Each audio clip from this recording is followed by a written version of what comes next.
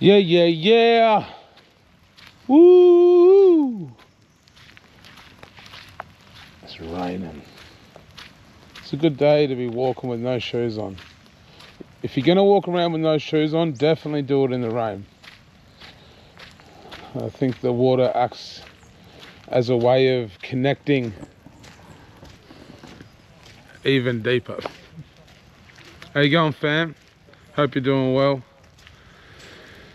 So I'm going to talk about drugs and hip-hop. Drugs.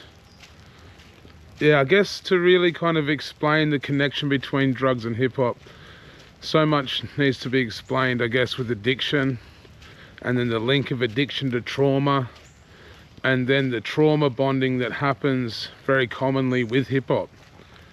To really break it down, a lot of my earliest memories of drugs are mixed with my earliest memories of hip-hop, which is interesting, you know, because it's cultural in a lot of ways, that drugs are a part of hip-hop music and have been, you know. It's a part of the environment where the culture was created, and it's always, you know,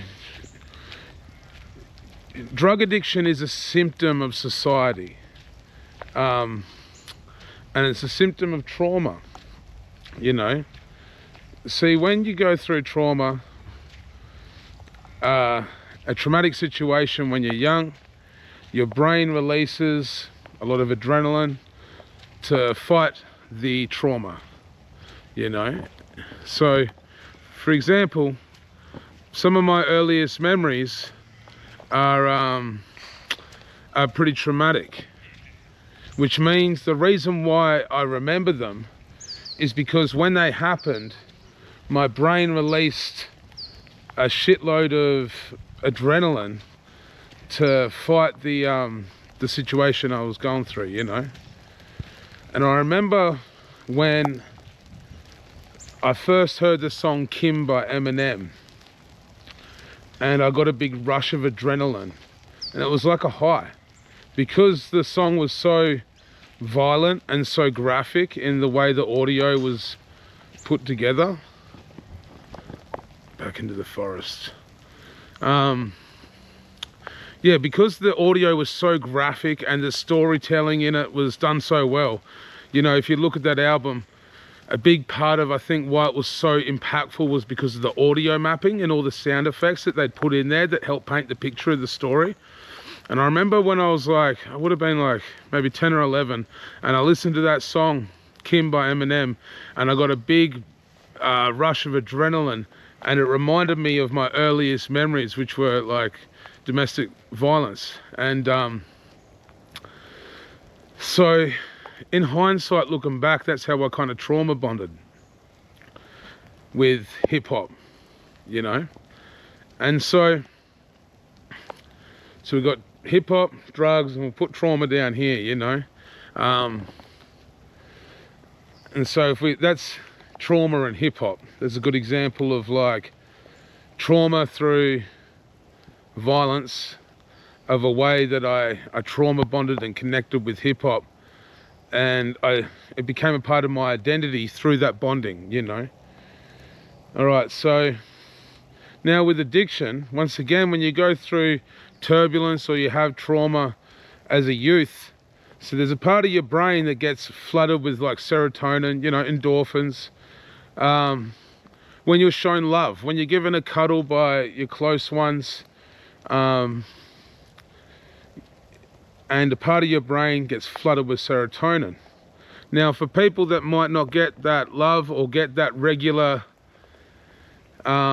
display of emotional affection, that part of their brain doesn't get flooded so much.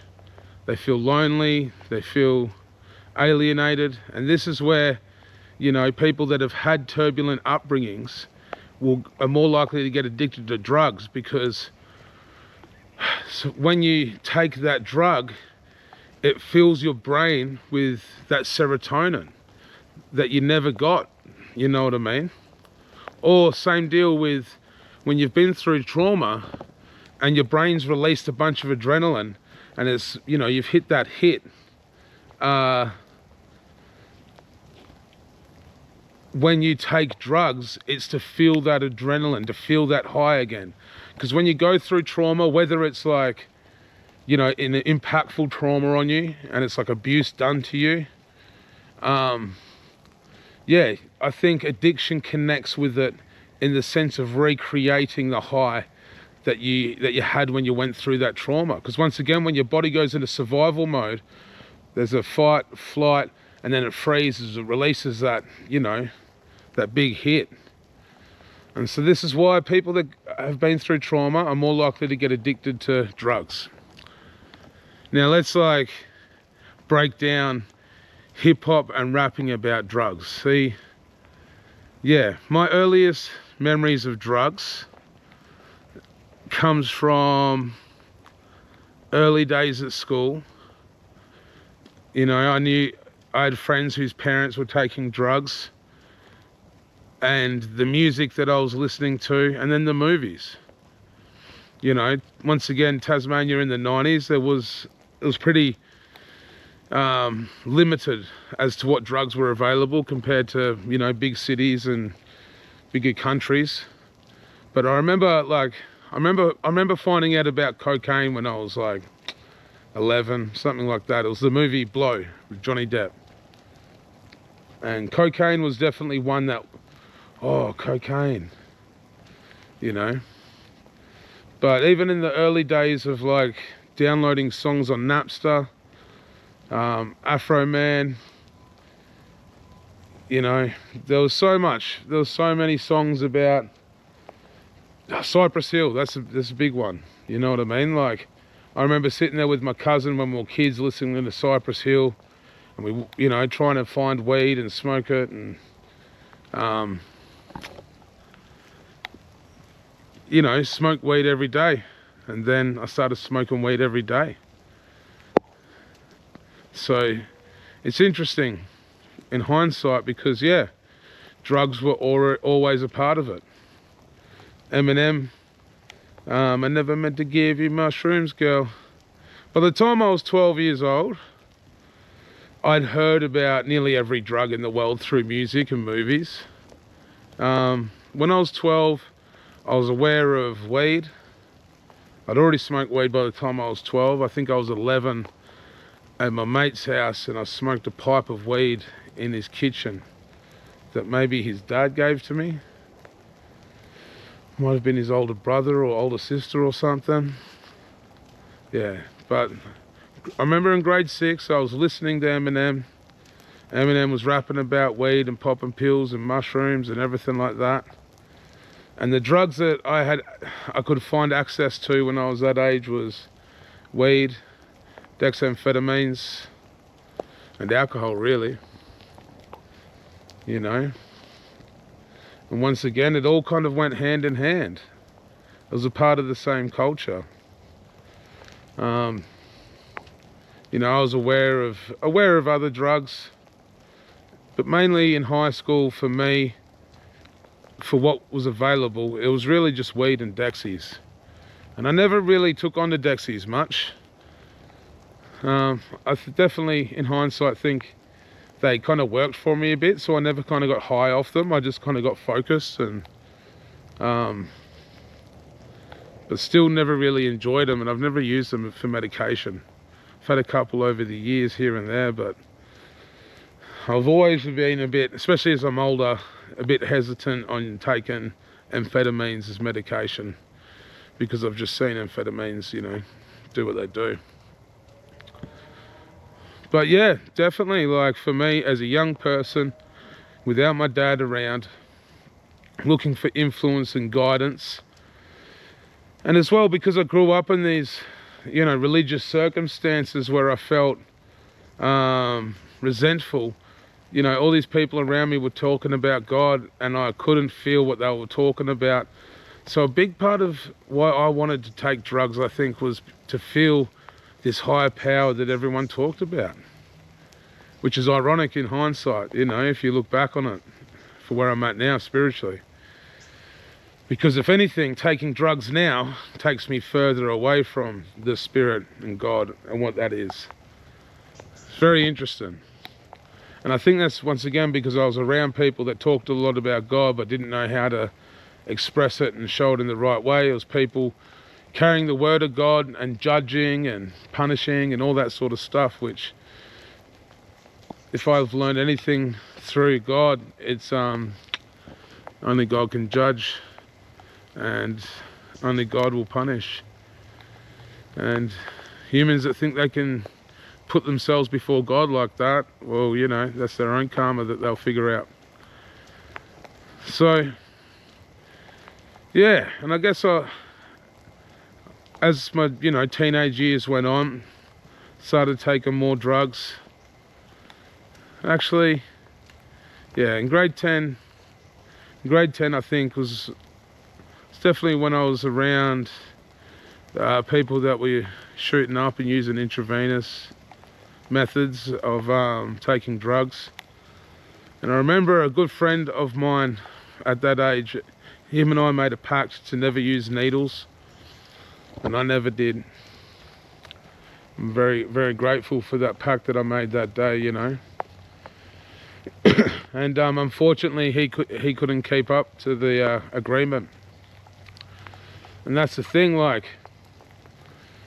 yeah, getting into hip-hop, it came with so much drugs, so much influence of drugs. But all the people that were hanging around me cared about the drugs more than anything else. And this is why me and that friend ended up going our separate ways the older we got. It was because I held hip-hop up here, whereas he held drugs up here. And the more that he got deeper into the drug world, the more I realized that I found hip-hop more important, you know. And yeah, so when I started to get more popular, and you know, so by the time I was 16, I'm just trying to think of the timelines. I think by the time I was 16, 17, I was living in a house with a bunch of older people, and that's when I first started trying a lot of drugs. I went from, I think it would have been the year I turned 17, because I remember at the start of that year I'd only tried weed, Dexies, alcohol. I'm just trying to think if there was anything else. You know, me and my mates would try to get high off everything. Barbecue gas. So that's it. When you're that age, well, when I was that age, we just try and get high off anything. We try and get high off barbecue gas, fucking smoking banana peel, you know, all that sort of shit. Just being absolute dickheads. So it goes to show, once again, kids will mimic shit. Adults will mimic shit. The fellas are in prison right now smoking broccoli cigarettes with no nicotine in them, just for the sake of feeling like you're having a cigarette, you know what I mean? It's that kind of placebo sort of, I need to recreate that. Humans do that shit, we mimic it. Especially kids, they're so easily influenced. You know, it's taken me to my mid-30s to really be honest enough with myself and transparent enough to express this shit just normally, because once again we all feel shame with it. But in that year, I think it would have had to be 2006, I tried cocaine, I tried speed, and this is old school speed. It was gack, you know, it was the wet speed that was proper rocket fuel. I tried acid, I tried mushrooms, I tried 2CI, which was a synthetic acid that was getting around at the time. I tried every drug I could that year. And I remember being real proud of myself in some fucking stupid way. Like, I was like, yep, I've tried all the drugs. You know what I mean? And once again, if I look back on it in hindsight, I think I was just, how you going, mate? I think I was just trying to feel something greater, understand that higher power, you know. You know, and this time was when there was good ecstasy around, and it was actually really good ecstasy. Pink hearts, blue Astros, yellow diamonds. It was a glorious time. I'm very glad in hindsight that I got to experience the good MDMA days, because it did break down a lot of walls, you know, especially if I look at my surroundings in that time and what my environment was. Once again, there was a lot of trauma and there was a hard shell. So when good MDMA was around, it was a great thing for the community, because people were actually healing with that shit. People were actually healing, and now they use MD for PTSD, you know what I mean? It's been proven that it's got positive effects. And that's like the best years I can really think of taking drugs that were actually positive and was a benefit was good MDMA. And you know, occasional mushroom trip. Once again, I think people get too deep into it, because I mean, through my spiritual journey, I've found that you don't need drugs for any of it. And I think, once again, because our culture lacked spirituality so much, generations of kids were seeking something deeper within themselves, but all the adults were so stiff and so disconnected from their spirit, they didn't know how to tell the kids how to connect. And the parents became distant, emotionally unavailable, because they're not connected with their spirit. So then you get a whole generation of kids that are like, what the fuck? I don't know how love feels because my parents don't know how to express it to me. They're all emotionally unavailable. I'm going to go off and take drugs. And me and my friends are going to roll around on the floor and tell each other how much we love each other. Fuck, it's all making sense to me as I'm talking it, you know what I mean? But yeah, all those early years for me around trying a lot of drugs was around my hip-hop mates. They were all people that had come from certain situations, mostly traumatic. They were using drugs to feel the love that they didn't feel they got in their life. And as well, we were hanging around in groups. We were hanging around, that was our tribe. And as everyone knows, with any group that is made out of addiction, it doesn't last forever. People come and go, people die, people hit rock bottom, some people get psychosis, some people can take drugs, some people can't. One of my best friends that I grew up with, who was one of the first guys that really got me rapping, we both smoked weed as teenagers, and he couldn't handle it. He got psychosis from smoking weed, and he went to the psych ward, and I went down to the psych ward with him and spent all this time with him, and he came from a lot of trauma, you know, and I was there with him through a lot of his teenage trauma. And so yeah, we were both traumatized kids from single parent families, where it didn't feel safe in the home. We trauma bonded, not only through hip hop, but through addiction. Because that's the other thing, like, oh, let's have a sesh, let's, you know, I want to catch up, write some raps, have a sesh. So not only are you bonding with hip hop, you're bonding with addiction, you're bonding on a few different levels, you know. I love this forest, it's the best. Don't know where I am, but I'm going back in. So yeah, you know, and then meth, meth is fucked up. So the first time I heard about meth was actually my housemate that I lived with when I was at this house where I was trying all these drugs that I was talking about. The first time I heard about ice, actually, it wasn't meth, it was ice, the word was used, was that my housemate, who's still a very good friend of mine, had a partner who overdosed on ice, and it was so horrific that she was bleeding out her eyes. And I'll never forget that, you know. And my friend that was with her when she passed away, everyone blamed him for it. And he didn't use the ice. He didn't want to. It was her decision. So I remember that as an early drug abuser. I knew the ice was pretty fucked up. Even though it wasn't around, I just knew that it was fucked up. And then, yeah, once again, there was pingers, there was spiky speed, there was, you know, all sorts of other shit, but ice hadn't really hit. And then we had the synthetic wave, which was all MDPV, I think it was called, or different versions of it, which was all this synthetic fucking plant fertilizer that was getting shipped into Australia through the internet and this and that shit was fucked up. And because this is the thing, at that point I was early in my like rap career, and I started traveling around, and this is the thing, at most hip-hop environments and gigs and things like that, was that a lot of people that were there were all there on drugs. You know, it was cultural. It was a part of the culture. The majority were on drugs. And it's not like you had to be on drugs, but if you weren't on drugs, you weren't hanging out with the majority. You know what I mean? That's just how it was.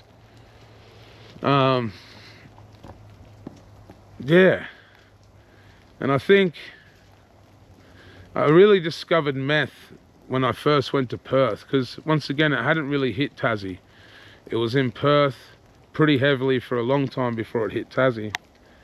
And the first time I got on it was clean meth. It wasn't fucking putrid. It was putrid, but it wasn't, you know, cut to shit. And I was staying with a friend, and he was moving it, and I didn't really have to pay for it. So I ended up developing, a meth addiction. And this is a long time ago now. And it lasted a while. And I kind of hit rock bottom with it, because I've got a very addictive personality. And, you know, I tried all these other drugs, and this one was readily available, didn't cost me anything, and it was pretty clean.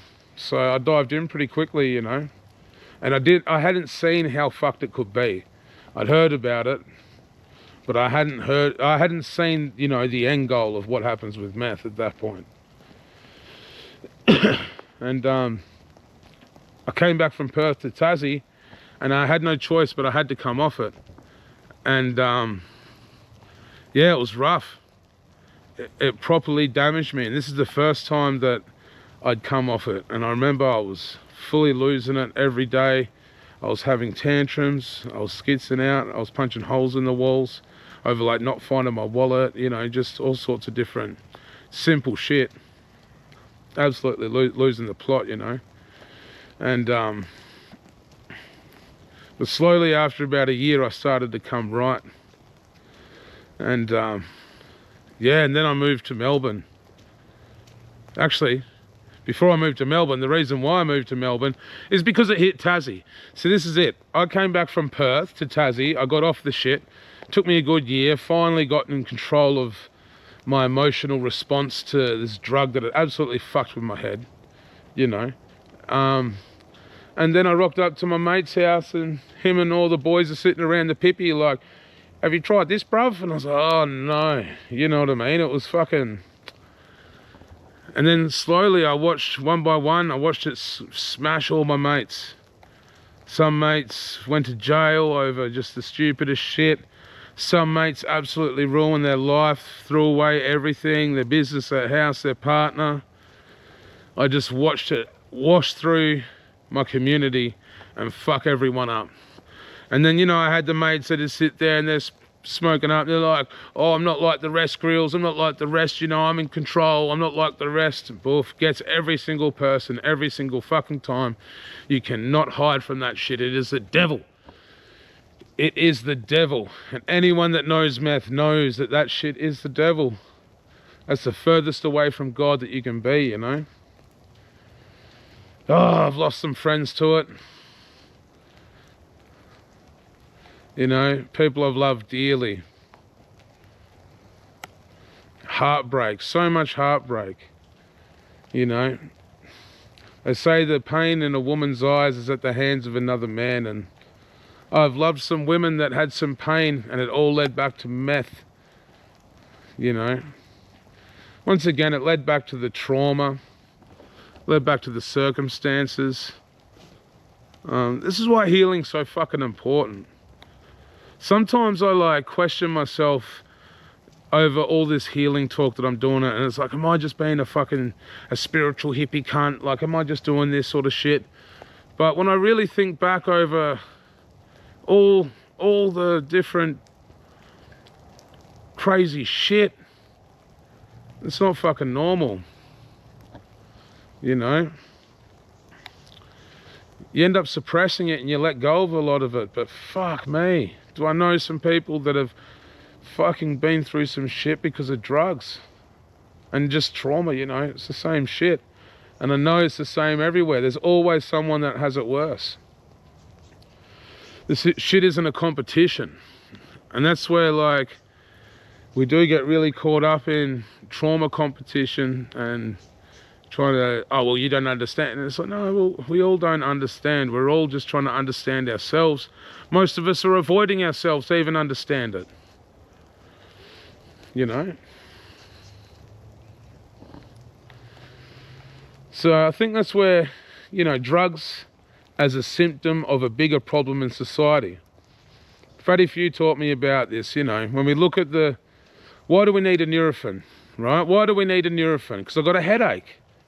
So I take a Nurofen, I wake up the next day, I still got a headache, I have another Nurofen. I wake up the next day, I still got a headache, so I have another Nurofen, you know. I go to the doctors, I go, doctor, I get all these headaches. I get all these headaches and I can't stop taking Nurofen because I keep getting these headaches. The doctor checks your eyes, turns out you're short-sighted, you need glasses. You get glasses, you stop getting the headaches, which means you don't need the Nurofen. You know, what drugs are is a symptom of a greater problem in society, and it's a lack of support, it's a lack of community, it's this reliance on services, reliance on therapists, reliance on this and that. Everyone's separated, everyone's capitalized, everyone's individual. And that's the biggest problem with addiction. If you have a strong enough support network that you know love you, anyone can overcome addiction. And some people have to do it without any support network. Some people have to lose their support network to fucking find themselves to start that journey, you know. But that's, yeah, it's drugs. It's fucking interesting because I don't judge people for taking drugs, and I don't judge people for selling drugs. Well, only God could judge, you know what I mean?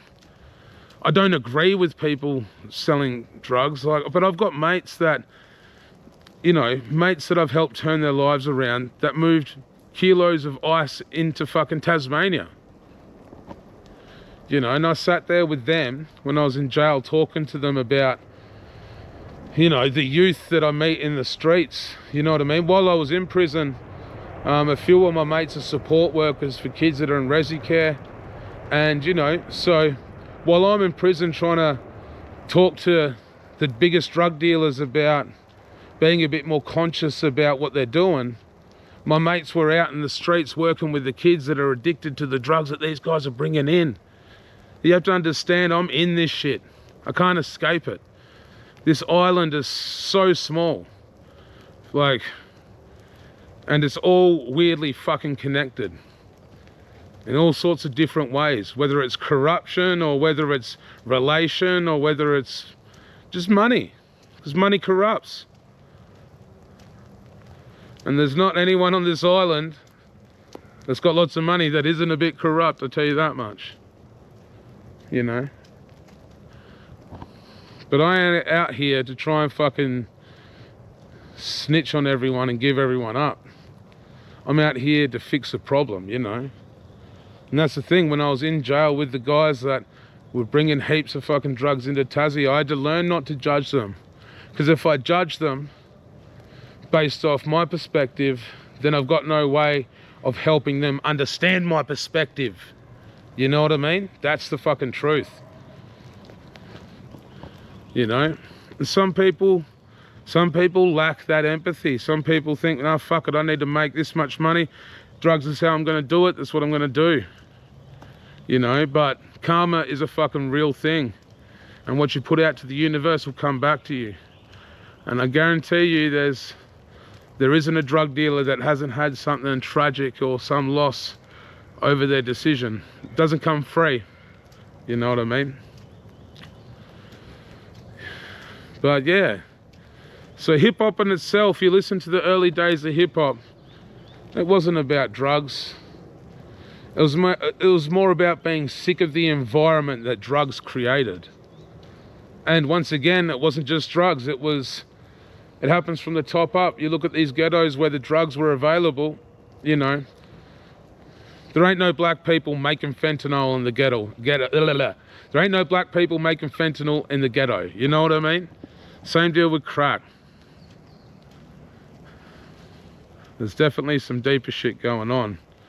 And hip-hop is the same. It's been used by the industry to manipulate and try and fucking, you know, they take the fucking spirit out of it. It's a money maker. It's a gratifying vehicle for a lot of fucking debauchery that creates a lot of trauma, which then leads to addiction. You know, so many people that are older now that are severely addicted is because of the trauma they went through in their early 20s, and it was from the environments they were put in that were due to the culture around them, you know. So drugs are an interesting one, you know, because I think there's a healthy way for everything in the world, you know, and you have to be careful with your mind. You have to be careful about how you alter it. Fuck, I see guys that I was in grade 11 with taking drugs when I was, 16, and some of them just stand there like, you know what I mean? I'm not that old, I'm 34. I know a lot of people think I'm a bit older, but I'm 34, and there's people my age that just went as hard as I did when we were 16, and now they're just, do you know what I mean? It's fucking heartbreaking. It's, you know, I find it very, very confronting. And then so when I see young people at a gig that come up to me and their eyes are huge and they're pinging off their heads, I'm triggered. I'm triggered most of the time, because I'm like, fuck, are they just going to be very damaged in another 8 years like my friends are now? And I'm, you know, I definitely haven't gotten away scot-free. I think a lot of my internal sort of processing issues that I have come from different drugs. That synthetic shit, that MDPV, was the most putrid fucking drug ever. I remember, I've never been so deeply and manically suicidal as I was coming down from those drugs. And it was hectic. It was like 2011. It was flooding the country. Everyone was just snorting anything. It didn't matter, so long as it was white and it got lined up on a plate. You know, and I know there's a lot of people that passed in that era. And this was the same era that, you know, all those murders and suicides were happening. It was some dark times. And through all that time I was doing hip-hop and I was rapping. And I look back on it all, and that was the one thing that was the light. You know what I mean? Because it was pretty dark otherwise. You know, sitting in trap houses, just fucking days on end, sitting on the couches. Remember I was sitting in a trap house, and then fucking one of my mates escaped from jail, and he knocked on the front door. We've opened it up, and he's walked in still in his prison clothes. And then he just had a few points, sat down and played FIFA for like 3 days, until his missus sent him a text. And the cops, and mind you, this kind of on the front page of the paper, And the cops are fucking tapping his missus' phone, so when he sends her a message or when they communicate, they can figure out where he was. And yeah, that's how the cops got him. They tapped his missus' phone, she sent him a message, boof. Yeah, he escaped from the prison farm actually, and had a good solid 3 days on the gear playing FIFA in his prison clothes. You know, and this is the shit.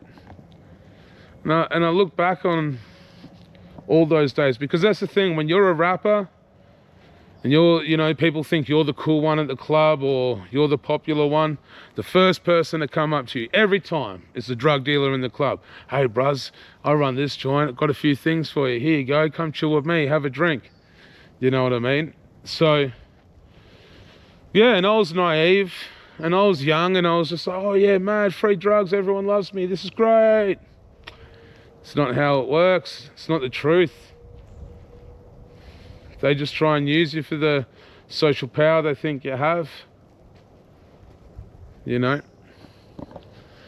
And that's, yeah. Very rarely does drug dealing not come with the ego, you know? And that's it. When you're the coolest rapper in the room, the drug dealer with the ego wants to be your best friend. Wants to be your best mate. Yay! Drug dealers and rappers, best friends forever. Drug dealers and rappers, best friends. Pinky promise. It's true though, it's true. You ask any rapper, you get your rapper, then the trapper. One's got a T, one doesn't, you know. But once again, hip-hop is purer than all that shit. Hip-hop, in its true spirit, is connection and self-expression for being yourself. And when you get on drugs, you get caught in a mistaken identity. There's an element of drugs that will break the walls and let you be yourself. But if you think you need those drugs to be yourself, then you're lost. Do you understand? If you think you need those drugs to be yourself, then you are not being yourself. And that's what hip-hop should truly be used for, to be yourself, to let your inner self shine, to break down those walls, you know, which a lot of people take drugs for. When people don't feel confident or comfortable in themselves, they'll take drugs so they can loosen up. Yeah, I'm cool as, I'm gonna have a good time tonight. Just be yourself. Figure out how to get high off yourself. Get high off your natural life. Get high off your spirit, you know what I mean? Fire it up. You gotta fire it up. And that's what you gotta do. Because honestly, if we sit here relying on even just coffee, oh, I need a coffee to fucking open my eyes. No, you don't. You just need to wake up to yourself.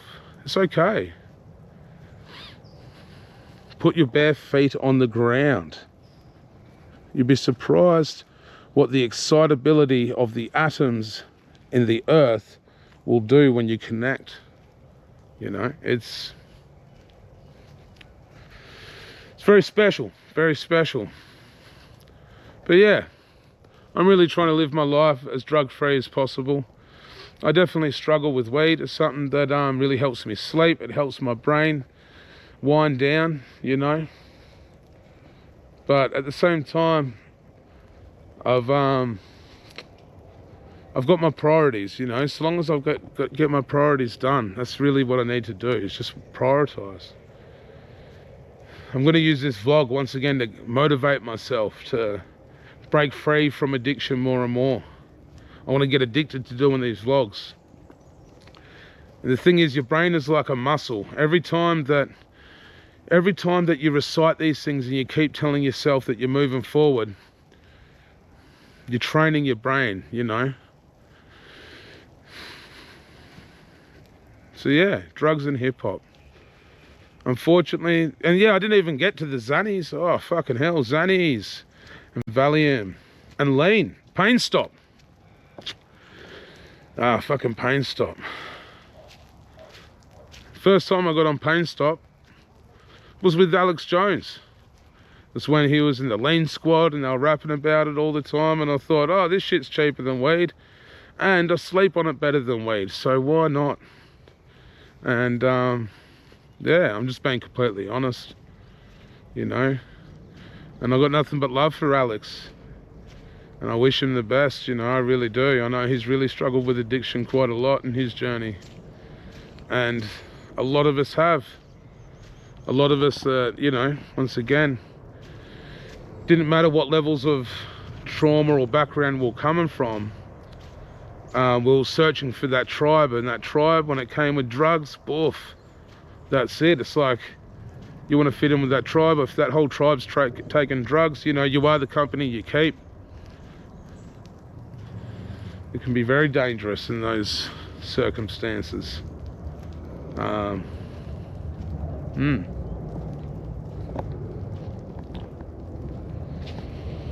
Yeah, but then codeine fucks you. I get really triggered by codeine. When I see a young fella drinking purple Sprite, I get fucking triggered. Because it's like, once you got a codeine addiction, that shit doesn't leave you. It's really shit. Yeah. Like if I'm aware that I'm within a 100-meter radius of some Panadine fort, my brain starts ticking, boom, boom, boom. And that's just codeine, you know, let alone morphine and the other ones. And every time I've had to get a surgery and I've, like, you know, been on endone or morphine, it's a very addictive process. And then I have to spend the first couple of weeks coming off it. Fucking, it's a struggle. Very silky. You know, just, it really fucks with your head quite a lot. And then Xanax is fucking one of the most dangerous fucking drugs ever. You will ruin your life on that shit. You'll ruin everything. And yeah, I used it as an anti-anxiety thing, and I used it as a way to wind down, because my biggest problem, I don't like uppers anymore. I used to like uppers when I was young, in my early 20s, and be like, oh yeah. And but now, like, you know, my biggest problem is winding down. It's not going up. So that was where I really struggled with downers and getting addicted to all sorts of different shit. Yeah, and it's not good. I fucking hate it. Something that I'm ashamed of. Because, yeah, when you've been truly addicted, and I still struggle with my addiction with certain things, and I can cut off for a while, and then, you know, once again, it's your environment too, if you're around it. Like, I really, really, really struggle going out to a hip-hop show and not having a cigarette. Cigarettes are fucking the worst. They're so addictive. And then there's social smoking.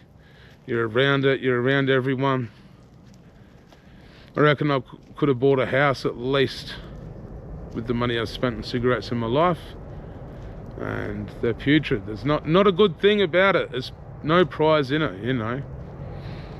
But I know a lot of mates that were rappers that couldn't come to gigs because they quit smoking. And it's like, oh, well, you can't do hip-hop and smoke cigarettes at the same time, and that's fair enough. That goes to show how normalized the addiction is in the environment of hip-hop, you know. And once again, hip-hop has all sorts of corners. It's got some dark corners where, you know, heroin and ice is like the acceptable thing to do in those social circles. And shit gets dark. There's not much light in those rooms. And you know, I'm not coming from any judgment once again. I'm fucking, yeah, I've always been terrified of heroin. I was pretty young in the early days in Tassie when people were getting on the heroin because of all the poppy fields. There was like a big era of the Tassie ferals going and raiding the poppy fields and making homemade heroin and poppy milk and different shit like that. And then I remember there was a big wave of them that all went to Melbourne to try the good heroin and, you know, go get a real habit, and they all fucking died. And I was like, 1 or 2 came back from Melbourne, It was like they went to war, you know what I mean? They went to go try the good heroin in Melbourne, and it's yeah, it's all fucking, see, tragedy. It's a lot of tragedy. Drugs, trauma, that's what it comes with. And when the hip-hop scene is a vehicle for that, and we keep enabling it, it's a hard one, because the thing is, like, for example, when Cursor stopped rapping about drugs and he put out the song Bad Habits about getting off the drugs, boof, instantly 10 new rappers popped up rapping about drugs to fill the gap. Because once again, trauma is going to be a big problem in society, and if we aren't culturally aware on how to heal the trauma as a community, as a family, or as an individual, then the symptom of the trauma within the community becomes drugs, and then drugs repeat the cycle of trauma, whether people, you know, are violent or abusive on drugs. And there we go, boof, the trauma cycle, the drama triangle, it all keeps looping. So for me, using my platform that I've built with hip-hop is going to be about pushing hip-hop that is more connected to the empowerment and the healing, rather than, you know, and once again, when you heal with music, you need to write out, I feel that you need to give yourself the message, or write your answers into your music, you know. If you just forever write about your problems, you can manifest your problems and make them worse. You know, there's a massive trend of people wanting to, people not feeling connected to self, so they relate to darker music, and people that are probably in a darker situation than they are, but they end up putting themselves in a darker situation because there's no one else helping lead them to the light. If there's no one helping them lead them to the light, then they're more likely to wander off to the dark, you know. And yeah, being at 34 now and watching the paths of different people that go off different ways and take different drugs, get addicted to different drugs, you know, and then knowing what the drugs are that are around now. I saw a poor young girl today in the bus mall, scabs on her face, you know, and this is where I grew up, and you did not see that level of damage when I was young. Not like that. She was properly scabbed up, deep in the meth addiction. You could tell she'd been bug picking. It was fucking rough, you know.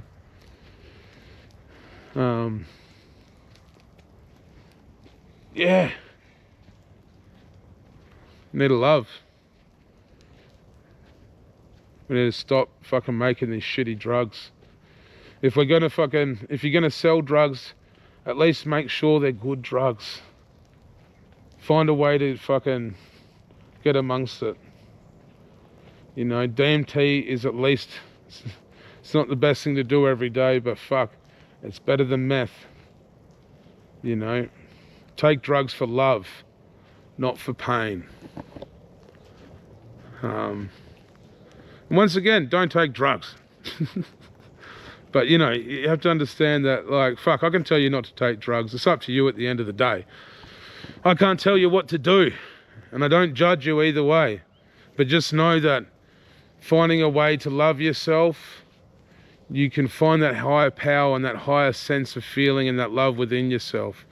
It's hard, I know, especially if you've gone through fucking shit and hard situations. You know, and hip-hop can be that. Hip-hop, like, write a song about your darkest day. Make this song amazing so people love it. That's when you take your pain, you turn it into something beautiful. That'll give you that sense of higher feeling, you know. You know, make something dope happen. Just fucking do it. That's where you'll get the real, you know, the real satisfaction of this shit. When I stop putting myself, like, the more I plant these seeds and I see the growth that happens, and it's only like just little bits, and once again, it's not just me. It's a two-way street. I can't help no one that doesn't want to help themselves, you know. And I've led the horse to water many a time. Can't force it to drink, you know. So, yeah. I know that that's the truth of hip-hop. Hip-hop is that spirit, it's that empowerment. It's being able to be completely fucking stuck in the middle of nowhere on a street, and you can break dance. You can make something out of nothing. And all of a sudden someone can see you break dance and like, hey, do you want to come to this party? Boof, boof, boof. You know, hip-hop is that spirit. It's just doing something.